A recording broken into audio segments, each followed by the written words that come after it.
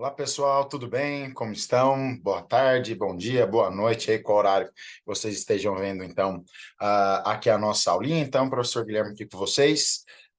Bom, gente, como eu falei, em termos aí, por conta dessas intercorrências que a gente vai ter quanto aos horários, né, para não ficar sem um conteúdo adequado, obviamente, e eventualmente trazer prejuízo, embora a gente ainda vai ter um número de aulas satisfatórios, mas justamente para a gente tá em dia em relação a isso, tá?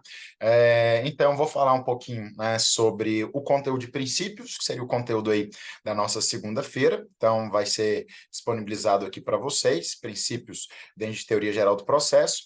Mas antes, né, em razão justamente dessa ausência, eu gostaria de fazer aqui já a correção da nossa N1, né, fazendo ali as considerações e o que, obviamente, eu pontuei em termos ali, principalmente das questões também discursivas a respeito da prova de vocês, ok? Então, vamos lá, sem maiores delongas, vou compartilhar aqui nossa provinha que vocês fizeram. Então, vamos lá. Pronto. Bom, gente, está então nossa N1, né? Então, aplicada aí na segunda-feira passada. Então, ponto a ponto, né, gente?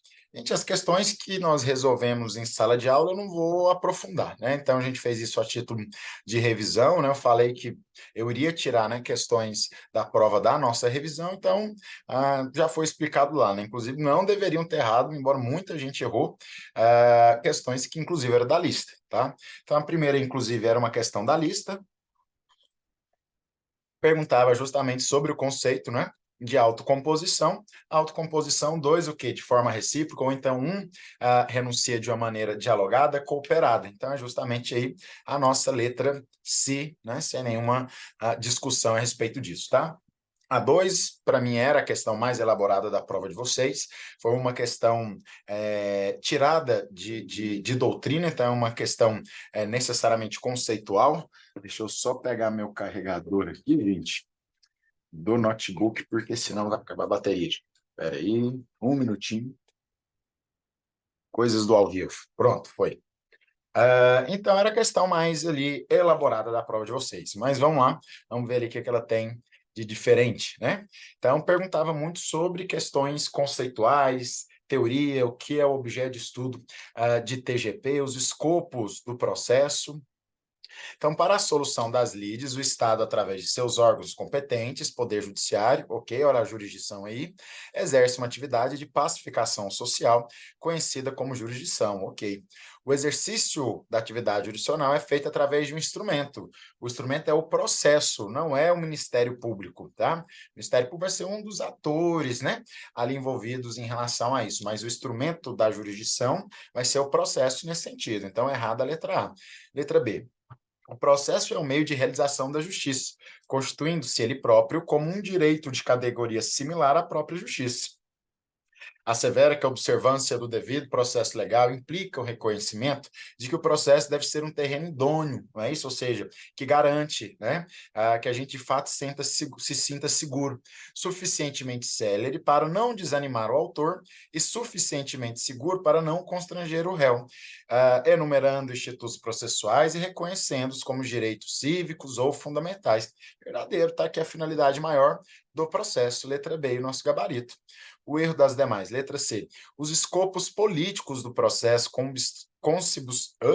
se consubstanciam na atuação da vontade concreta do direito. Peraí, atuação na vontade concreta do direito, dizer o direito no caso concreto, isso é escopo jurídico e não escopo político, tá aí o erro da questão. Letra D. O escopo social de pacificar com justiça é prescindível aos meios alternativos, ou seja, não é aplicável, ao contrário, né? Também deve-se buscar ali justamente essa finalidade maior de trazer uma solução justa e adequada ao conflito, ainda que nos meios alternativos. O acesso à ordem jurídica justa o acesso à ordem jurídica justa é garantia que alcança os meios estatais, óbvio, né, que sim, mas não os não estatais, ou seja, né, o mundo da arbitragem é um mundo aí a Deus dará, obviamente que não, né, gente? Então, também se respeita os princípios processuais da ordem jurídica em relação ali aos não estatais. Então, letra B aí, gabarito, desculpa, número 2, gabarito, letra B. A 3 também é uma questãozinha mais teórica, né? Denomina-se direito processual o conjunto das regras estatais, ok, que disciplina não a vida das pessoas de sociedade, verdadeiro isso, né? Quem vai disciplinar a vida da pessoa em sociedade, como fazer um contrato de compra e venda, se matar é crime ou não, isso daí é a legislação material, é o direito civil, é o direito penal, é o direito trabalhista, né? Mas sim o modo de atuação da função jurisdicional. Beleza, é isso mesmo que o direito processual vai cuidar. O modo do exercício do direito de ação, do direito de defesa e a forma do desenvolvimento dessa função pacificadora, que é a função jurisdicional, concebido como um instrumento ao processo aí, que resume essa soma dessas atividades em cooperação à soma de diversos poderes, faculdades, deveres, ônus e sujeições. Perfeito, letra A é o nosso gabarito, conceito de direito processual. O direito material não se realiza por meio do processo, não precisa nem ler, né? A gente trabalhou muito isso lá na nossa revisão, de que, na verdade, eles são complementares, né? Então, para a gente fazer valer, né, aquele direito material, a gente aciona o processo justamente nessa perspectiva. É possível se falar em 4 institutos fundamentais de TGP, de modo a ressaltar a isonomia processual. Fala-se, então, em autor e defesa, ligado ao réu, além de jurisdição e do processo, beleza? Ok, né? Então, ação, não é isso? Jurisdição e processo. Os objetos, via de regra, da teoria geral do processo. Ação, ok? Processo e jurisdição, de forma clássica, né? Ação aí, enquanto autor, né? Peticionamento inicial, etc., e a defesa para o lado réu. Portanto, os institutos fundamentais seriam ação, defesa, né? De maneira geral, os dois aqui estão no mesmo grupo. Competência não. Aqui, na verdade, é jurisdição, tá? E o peguinha da prova. Letra D. O processo deve ser estudado como um mecanismo puramente formal e técnico? Não. Hoje a gente fala em instrumentalidade das formas, a gente fala em um olhar específico também sobre o devido processo legal, nesse sentido material, de trazer razoabilidade, proporcionalidade na atuação do processo. Não é só o que está na lei, não é só o que está engessado ali que, de fato, faz ser um processo algo justo, tá? Então, não, o processo hoje ele não é puramente formal e técnico. Na atualidade, é inviável a manutenção de sistemas processuais que tenham natureza coletiva, ao contrário, inclusive essa é uma das ondas renovatórias, não é isso?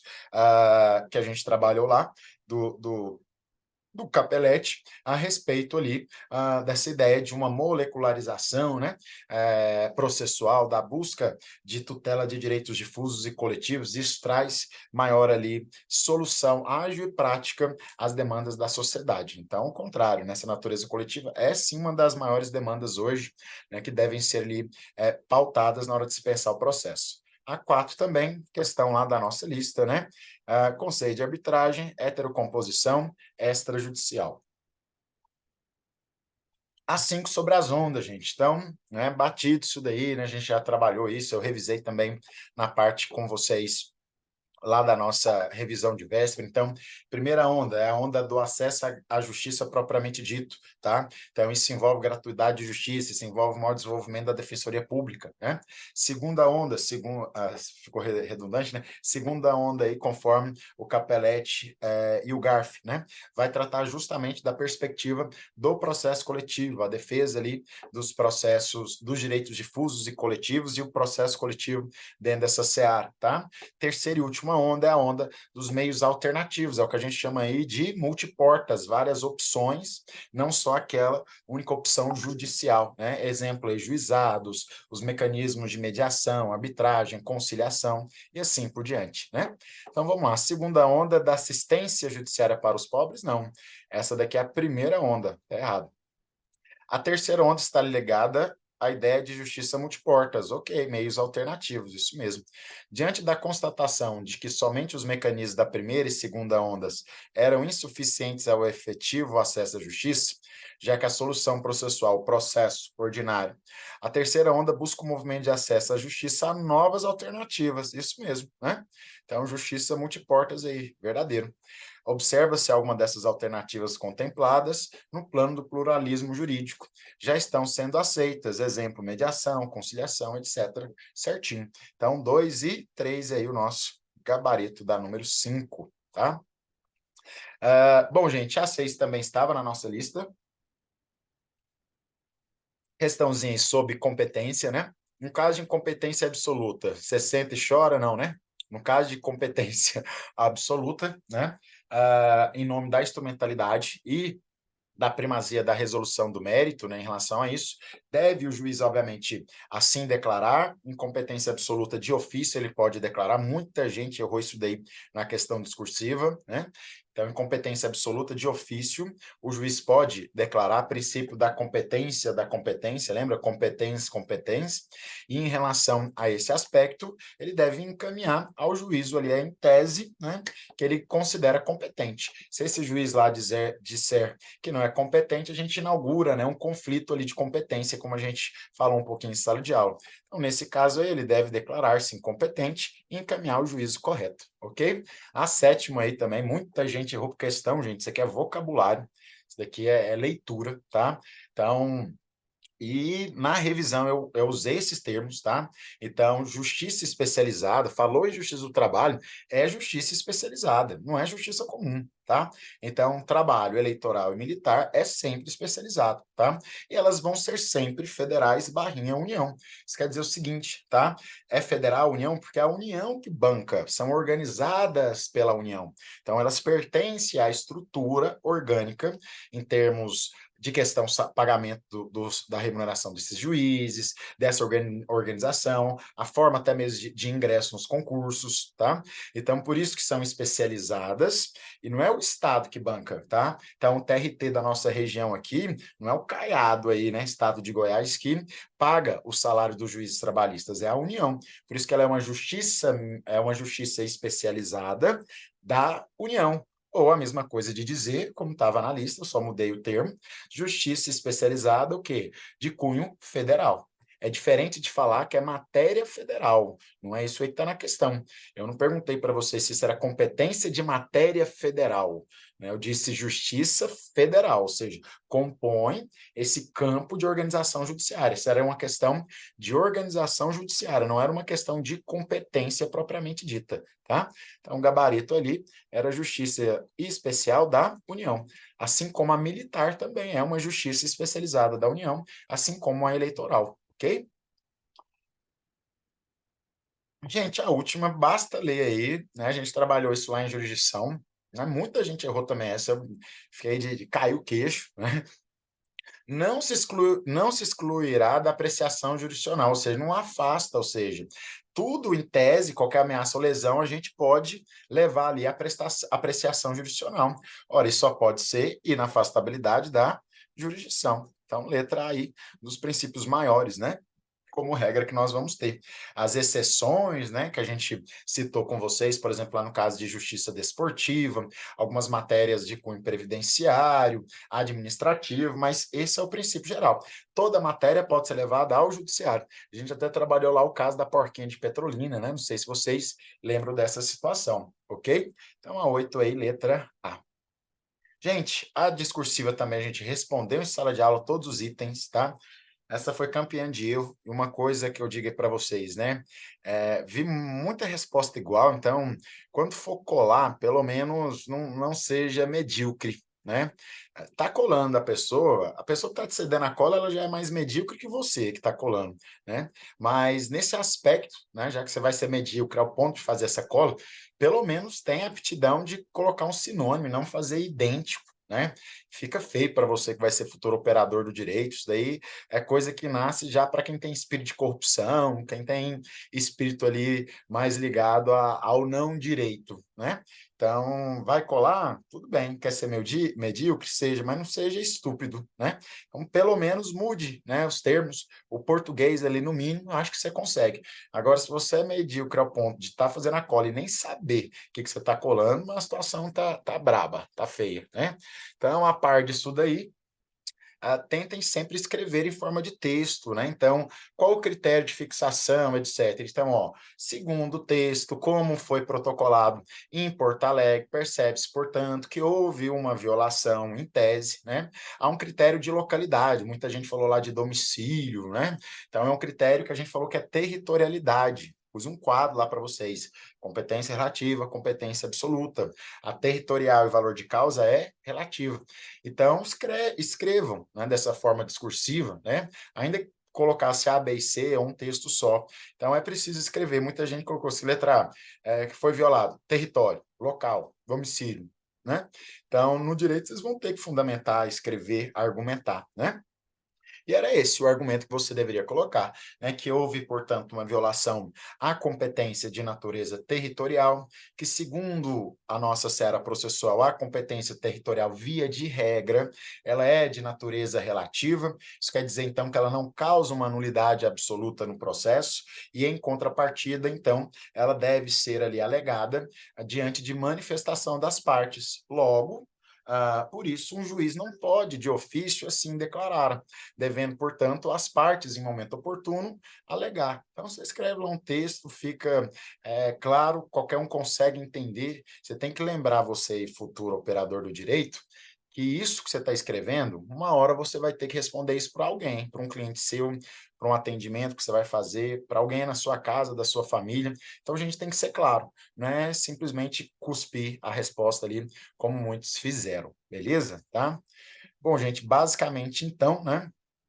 Foram esses aí os principais aspectos da prova, e aí eu fui valorizando, né, dentro das pontuações de um, meio, enfim, de acordo com essa questão de trabalhar o texto, trabalhar a escrita, não é só acertar a resposta, aqui é fundamentar e escrever de uma maneira clara, de uma maneira coesa, tá bem?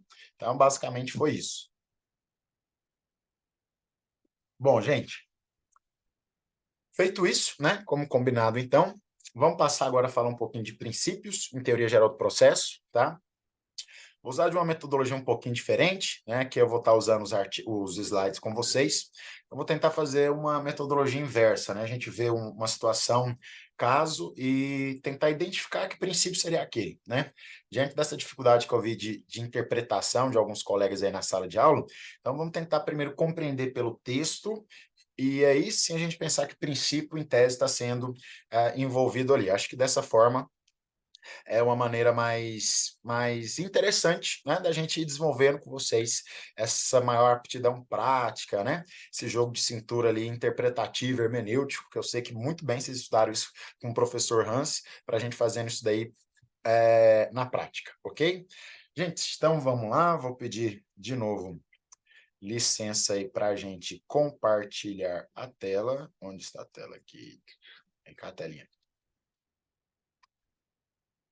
Tá aí. Tá, então, nossa teoria geral do processo. Como é que eu tiro isso daqui? Sai daqui, colega. Foi. Deixa eu aumentar um pouquinho para vocês. Então, vamos lá, gente, sobre princípios, né? Vocês vão estudar com o professor, com a professora lá de Direito Constitucional.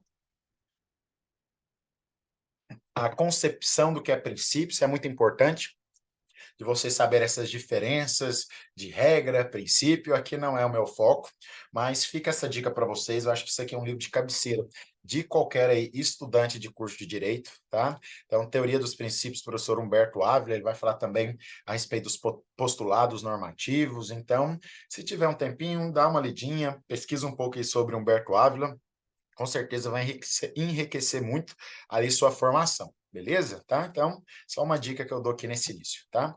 Gente, princípios em espécie. Vamos começar aí pelo primeiro princípio, né? Lá na nossa Constituição Federal, deixa eu pôr minha cabeça para cá, foi. Então, ó, aos litigantes em processo judicial ou administrativos e aos acusados em geral. Então, gente, ó, tanto no âmbito judicial ou administrativo, judicial ou extrajudicial, beleza? Então, lá dentro de uma assembleia para retirada de um sócio, dentro de uma votação de sala de aula aí de vocês, tá? E aos acusados em geral, são assegurados o contraditório e a ampla defesa. Olha agora lá o artigo 8º do nosso Pacto São José da Costa Rica, né? Nossa Convenção Americana de Direitos Humanos. Toda pessoa tem direito de ser ouvida com as devidas garantias e dentro de um prazo razoável por um juiz ou um tribunal competente, dependente, etc, tá? Então, toda pessoa tem o direito de ser ouvida, tá? Gente, que princípio é esse? Você ser ouvido, né? Mas não é simplesmente ouvir. Não adianta eu chegar aqui falar, vocês ouvirem, pronto, acabou, beleza, Guilherme, valeu, tá? É preciso mecanismos que, de fato, façam eu ter direito de ter minha voz, ser ouvido, e de que ela tenha poder bastante para influenciar e que seja tecnicamente também apta a fazer esse tipo de consequência, né? Então, não adianta, por exemplo, a gente pensar em um balizamento entre poderes de alguém, por exemplo, uma grande empresa como a Coca-Cola, que tem um corpo jurídico enorme, e de repente você aí, pessoazinha quietinha na sua casinha, que vai tomar uma Coca-Cola que vem lá com um caco de vidro dentro, não tem nem advogado, você quer processar a Coca-Cola para dizer que ela estava errada. Existe uma disparidade muito grande de poder em relação a isso. Então a sua vozinha aqui, ó, é ínfima, né? Então não é só falar o direito de ser ouvido, mas o direito também de que você possa influenciar, de que você possa influir, de que você possa de fato direcionar essa sua voz, esse seu direito de falar, também na tomada dessas decisões, que haja uma paridade de armas na tomada dessas decisões. Então, aqui, gente, nós estamos falando do nosso princípio do contraditório, tá? E aí, o contraditório, ele tem tanto um aspecto que a gente trabalha aí, como aspecto formal e aspecto que material ou substancial. Formal é justamente o que, gente? A ideia de reação, não é isso? Então, de oportunizar o momento de reação para você. A parte juntou o documento, você tem que ser ouvido, ok? Então, uma testemunha foi arrolada por mim em relação a você, então você também tem o direito de ouvir essa testemunha, tá? Então, contraditório é justamente ação e reação. Só que essa ação e reação meramente formal, lembrei da Coca-Cola e você, ó, ela não tem ali nenhum poder justo, né? É a mesma coisa da gente estar fazendo dessa forma. Então, o contraditório também tem a ideia de uma dimensão substancial. Isso quer dizer o seguinte, que essa reação, que é essa sua contraposição, ela tem que gerar também um poder de influência, tá? Ou seja, a intenção de tornar a decisão judicial mais democrática, mais coparticipativa, tá? Então, não basta meramente um direito de consulta ou simplesmente ali de oportunizar você a fazer contra-reação. A gente tem que trazer meios para que esse poder de influência seja justo. E daí a ideia de defesas técnicas lá no processo penal, daí a ideia justamente de você ter ciência de que aquele juiz de fato é um é um juiz que tem a atividade jurisdicional em conformidade do que a lei exige, que ele não é suspeito, que ele não é impedido, né? Então, o contraditório, ele tem tanto uma perspectiva formal, como também o que? Material, tá? Daí a gente traz uma primeira análise, que é a seguinte, né? Artigo 10 do Código de Processo Civil diz aí para nós: o juiz não pode decidir em grau algum de jurisdição com base em fundamento a respeito do qual não se tenha dado às partes oportunidade de se manifestar o contraditório ali, né? Direito de consulta, tá? Direito de participação, ainda que se trate de matéria que ele deva decidir de ofício, tá? Então, o artigo 10 revela dentro do nosso CPC também ali o contraditório na sua perspectiva mais tradicional, tá? Gente, oportunidade de se manifestar sobre o quê, né? Sobre questão meramente de fato ou de direito ou dos dois, tá? Como assim, Guilherme? O que que isso quer dizer, né? Em termos processuais, a gente vai estudar que eu posso simplesmente narrar aqui a minha história, né? Eu narro a minha história e aí eu vou trazer o fundamento jurídico para isso. Então, Guilherme, ó, aconteceu isso, um vendedor lá junto com outro em conluio, me enganou, fui levado ali numa perspectiva de erro, mas por influência dele. Então, enfim, eu comprei algo que foi um preço absurdo, ou me arrependi, cheguei lá para trocar, eles não querem trocar, e aí agora, tá? Eu tive uma lesão, eu tive um dolo, eu tive um erro, então você vai também fundamentar na parte jurídica, tá? Então, a questão é, quando alguém alega fato novo, historinha nova, né, socialmente, faticamente falando, ou alega uma nova questão jurídica, tá? O contraditório que impõe que seja dado à parte contrária ciência de ambas as questões, tanto fáticas quanto que jurídicas, que porventura sejam ali alteradas, modificadas, tá? Então tá aí a posição, né? Seja em matéria de fato, seja em matéria jurídica, a participação de quem está lá no processo, ela deve ser o quê? Obrigatória, ela é vital para o convencimento do julgador, tá?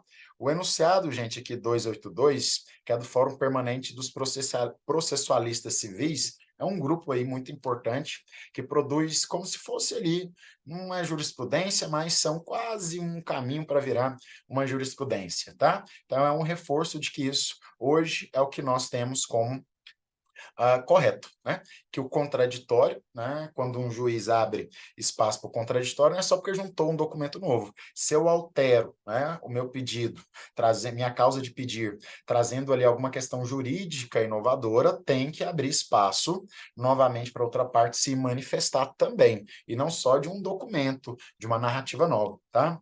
Aqui, por exemplo, trouxe uma questão de concurso, trabalhou isso, ó. Em razão das máximas, iura novit curia, e dá-me rifato dabut itibus, ou seja, né, dê-me os fatos que eu te dou o direito, constitui tarefa privativa do juiz a aplicação do direito, independente da arguição pelas partes, ou seja, das partes falarem, cabendo essas últimas apenas a alegação dos fatos. Quer isso dizer que o contraditório somente alcança as questões de fato, não sendo necessárias questões de direito? Errado. Alcança tanto as de fato quanto as de direito, tá? Gente, no processo penal, né? No processo penal, como que esse contraditório se dá? No processo penal, ele ainda é mais relevante ainda, né? Porque a gente vai trabalhando com um direito, traz uma consequência gravíssima, né?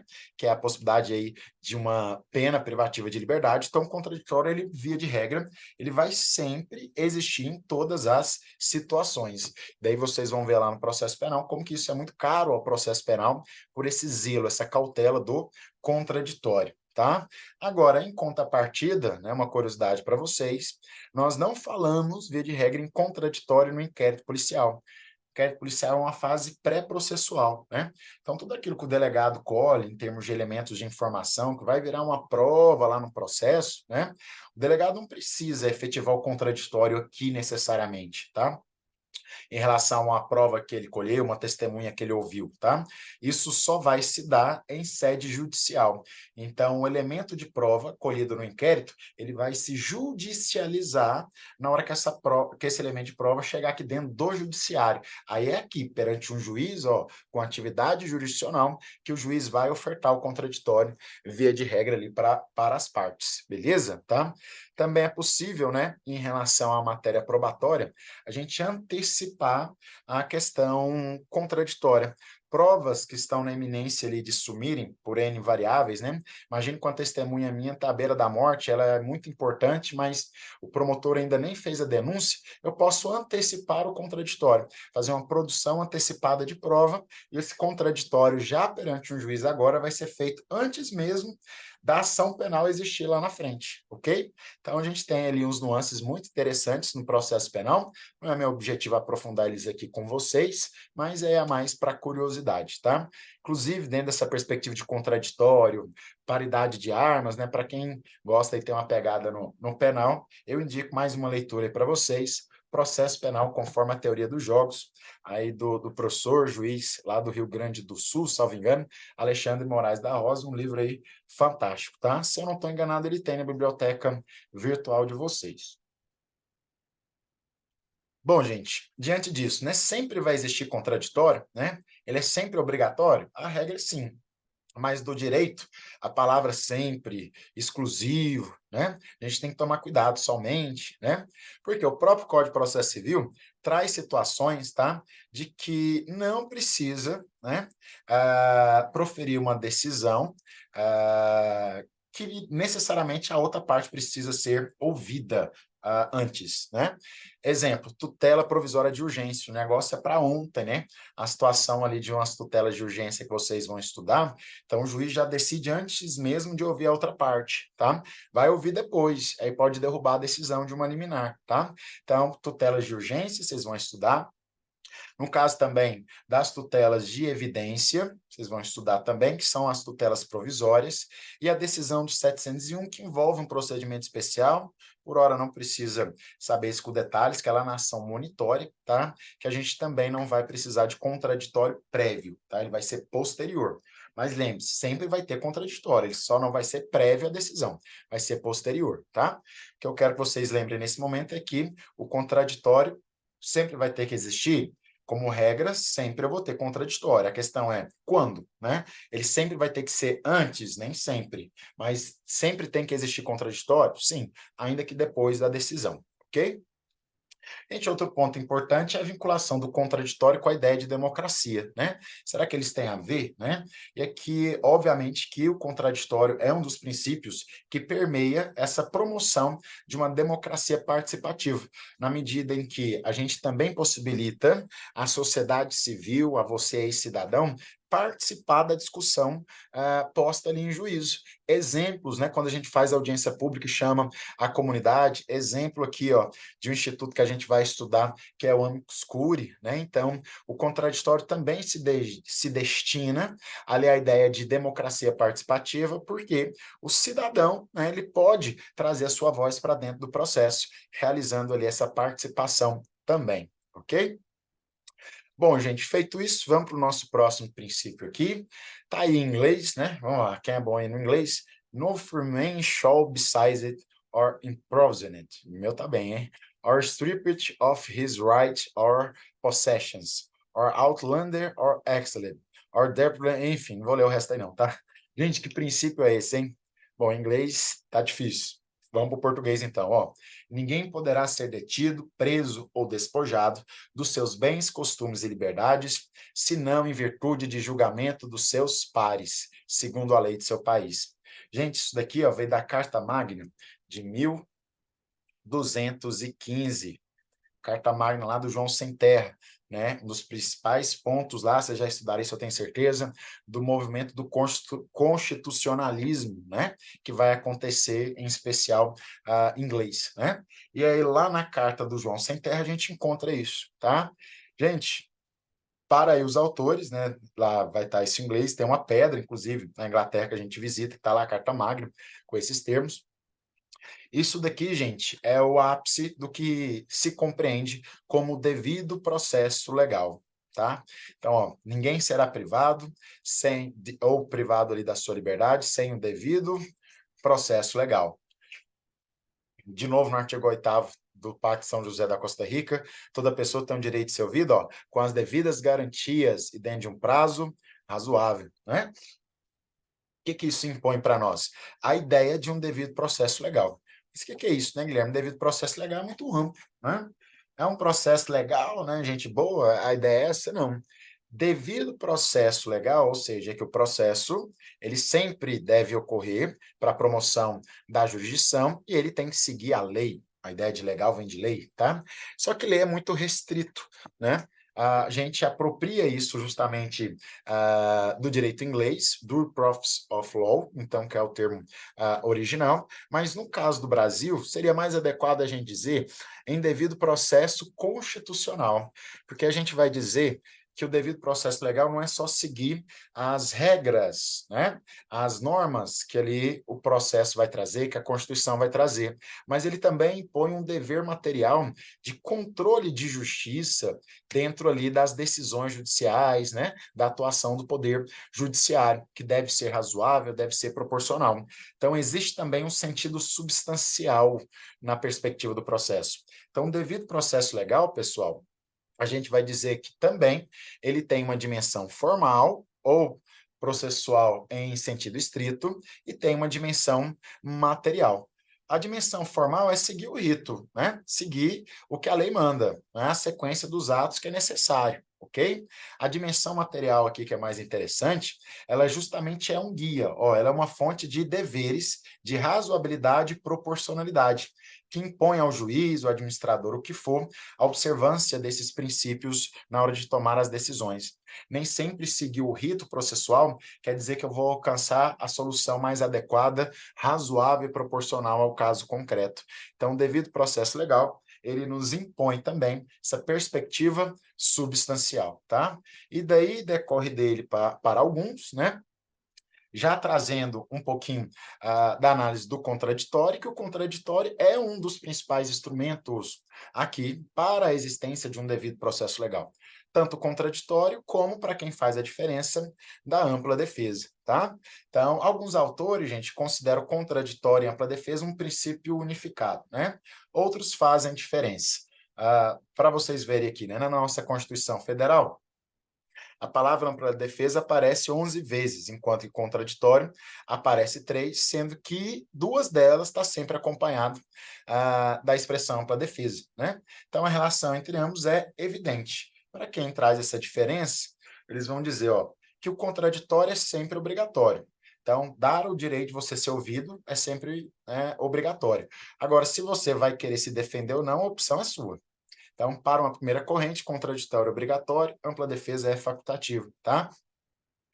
Para uma segunda corrente, nós invertemos, né? Ampla defesa é o conceito mais aberto, mais amplo, tá? Então, é trazer condições para que você se manifeste no processo para esclarecer a verdade, tudo bem? Então, a ampla defesa seria ali essa ideia de uma externalização do contraditório aí para o Alexandre de Moraes. Fred Didier, por sua vez, vai dizer que não há razão para essa diferença, que, na verdade, o contraditório ele é composto de ciência, reação, poder de influência. E a ampla defesa é justamente a materialização desses critérios, tá? Uma discussão meramente doutrinária aqui, tá, gente? Para quem faz essa diferença em relação a ambos aí, tá? Bom, nosso próximo aí, princípio da inafastabilidade ou acesso à ordem jurídica, ou então princípio da ubiquidade. Gente, eu não vou trabalhar ele aqui de novo, né? Nós já falamos dele quando nós trabalhamos princípios da jurisdição, tá? Então, inafastabilidade da jurisdição. Isso não quer dizer que necessariamente ela deve ser exclusivamente estatal, nós vimos lá os meios alternativos, os equivalentes jurisdicionais, vimos também as exceções, justiça desportiva, algumas matérias previdenciárias que eu preciso acionar antes a via administrativa. Então, esse princípio aqui, a gente trabalhou lá em jurisdição, beleza? Tá? Bom, gente, aqui eu trouxe para vocês uma outra critério para a gente identificar que princípio está aqui envolvido, né? STF encerra o processo mais longo da história do Brasil. O Supremo Tribunal Federal decidiu que o Palácio da Guanabara, sede do governo do Estado do Rio de Janeiro, pertence à União e não aos descendentes da família real brasileira. O processo durou 125 anos, tá? Gente, um processo durar 125 anos, né? Imagina isso. A ideia de que o escopo social do processo é trazer a solução, não é isso? Mais adequada e eficiente ao caso concreto, tá? A solução foi adequada? Foi. Mas será que eu posso falar numa eficiência em relação a isso, tá? A razoabilidade em esperar esse tanto de tempo? Então, o princípio aqui é justamente o da duração razoável do processo. Então, ó, lá novamente no nosso texto constitucional, que deve ser permitido contraditório, asseguráveis a razoável duração do processo. As partes, ó, olha lá também na nossa Convenção Americana, as partes têm o direito de obter em prazo razoável a solução do mérito, do conflito. Então, aqui nós temos o que? A ideia de princípio da razoável duração do processo. E se impõe, gente, o quê? A ideia de uma celeridade, mas não é a celeridade para você entregar qualquer porcaria, né? É uma celeridade nesse sentido de razoabilidade em relação à complexidade que às vezes envolve a causa e assim por diante. E a duração razoável do processo, ela é tanto interna, não é isso?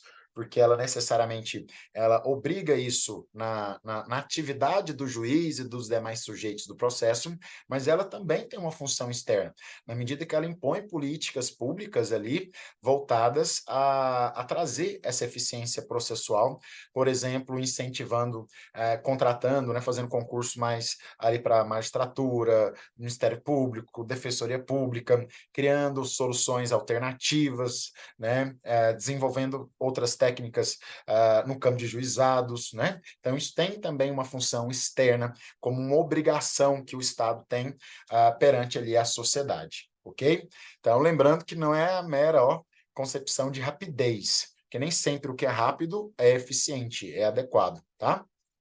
Aí é que eu trago para vocês alguns parâmetros, né, que o Tribunal Europeu de Direitos Humanos coloca como perspectiva aqui do que é razoável, né? A gente tem que analisar, ainda que dure um pouco mais de anos ali, né? Mas a gente tem que analisar a complexidade da causa, a infraestrutura do órgão jurisdicional no qual estamos atuando, o comportamento do juiz, né? Então, é porque realmente é um juiz omisso, esse juiz de fato está com os processos atrasados, é um juiz que nunca vai nas audiências, né? E o comportamento também das partes, que às vezes a culpa não é do judiciário, a culpa é do autor, a culpa é do réu e assim por diante. Então, aqui são alguns parâmetros para a gente analisar o que é razoável ou não em termos de duração de um processo, tá?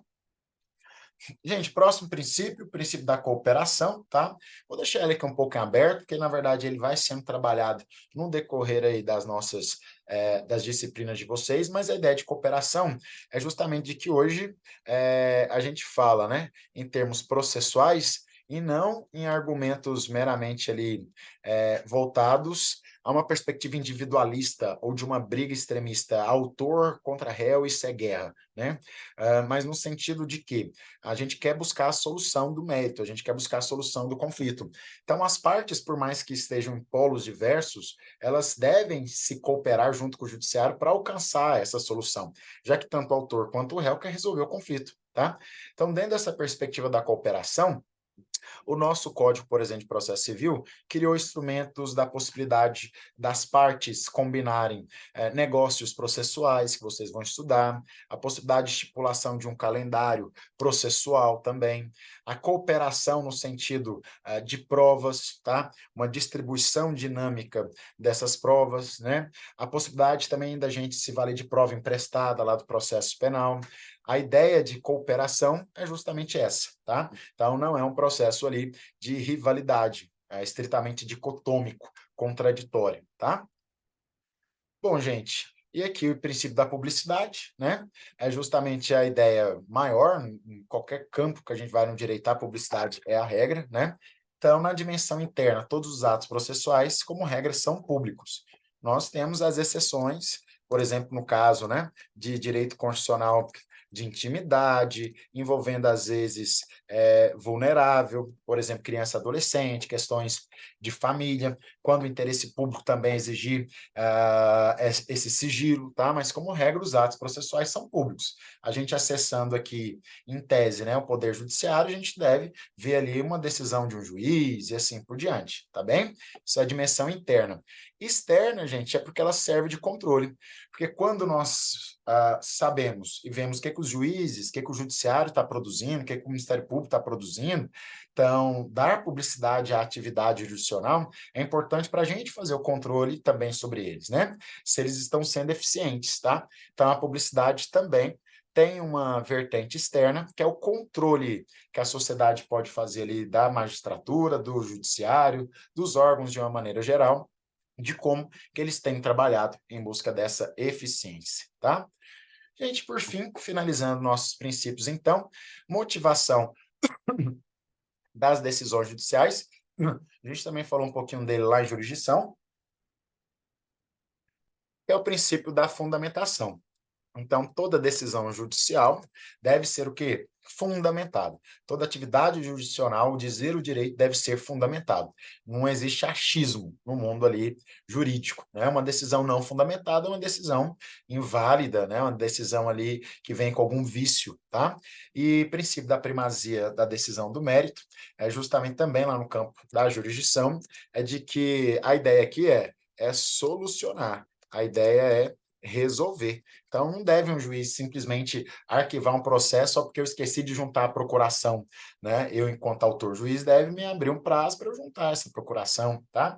Então, a ideia de primazia da decisão do mérito é que antes de querer arquivar tudo, né, o processo, que se dê oportunidade, em nome até da instrumentalidade das formas, né?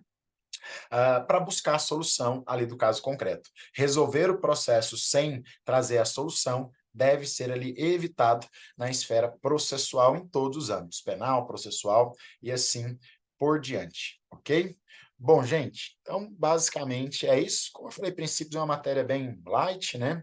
No decorrer aí do curso, das outras disciplinas processuais, vocês vão acabar retomando em relação a isso. Vira e mexe também a gente sempre fala, né? Olha, nesse artigo aqui a gente vê tal princípio sendo aplicado e assim por diante. Então, é um assunto ali mais light, dentro desse sentido aí da palavra, beleza? Bom, gente, então era isso, né, que eu tinha para falar para vocês aí em relação a essa perspectiva do nosso conteúdo. Na próxima aula a gente vai retomar, já ainda com um assunto mais específico, mais técnico, que é o estudo da ação, depois o estudo do processo e finalizamos com intervenções de terceiros, ok? Beleza? Tá? Então, muito obrigado, um abraço aí para todo mundo e vejo vocês. Até mais.